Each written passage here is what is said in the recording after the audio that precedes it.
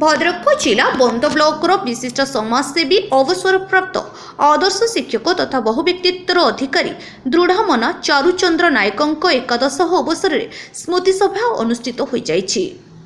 गभरपुर स्थित बासभवन में अनुष्ठित स्मृति सभा को बंद कॉलेजर प्राक्तन अध्यक्ष डॉक्टर शुभेन्द्र कुमार मिश्र पौरोहित्य करथिले। एथिरे बहु विशिष्ट व्यक्ति स्वर्गत चारुचंद्र को जड़े आदर्श शिक्षक, छात्र वत्सल, समयानुवर्ती, कृतविद्य शिक्षक, दृढ़ संगठक, परोपकारी मनीष और जड़े श्रेष्ठ मंच कलाकार भाव संपृक्त अंचल ख्याति लाभ करिथिबा कहिथिले। स्मृति सभा भंडारीपोखरी विधायक प्रफुल्ल सामल, राज्य बीजेपी संपादक अभिमन्यु सेठी, राज्य कार्यकारिणी सभ्य बद्रीनारायण धल, पूर्वतन राज्य बीजेपी संगठन संपादक पंचनन राउत, बंद ब्लॉक अध्यक्ष मनोरंजन घड़ई, ब्लॉक गोष्ठी उन्नयन अधिकारी प्रदीप कुमार सेठी, बीजेपी भद्रक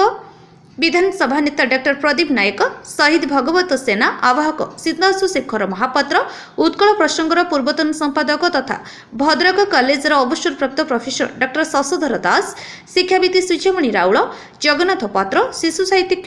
गोविंद चंद्र बारिक, साहित्यिक चतुर्भुज पही, भास्कर चंद्र पाढ़ी, शिक्षक अजय कुमार पृष्टि, समाजसेवी धनेश्वर क्लार, बीजेपी नेत्री मनस्मिता खुंटिया, समाजसेवी उत्कल केशरी विश्वाल, बंधमंडल सभापति खगेश्वर बेहेरा, संतोष नायक, उमाकांत राउत, बीजेपी नेत्री तपस्विनी महापात्र, रमाकांत चेना, रत्नाकर दास, केन्द्रापदा सरपंच इंजीनियर प्रमोद चेना,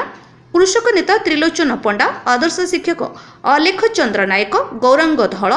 अजय नायक प्रमुख उपस्थित थिले। स्वर्गत चारुचंद्र ज्येष्ठ पुत्र डॉक्टर सुधांशु शेखर नायक, सरेश नायक, कन्या कल्पना नायक प्रमुख 84 वर्ष जीवन यात्रा पिता अनेक अनुभूति छाड़ी जाइथिबा बेले से अंचलवासी को जोगाई आसुथिबा प्रेरणा आज विलीन हो जाइछि बोली कहिथिले।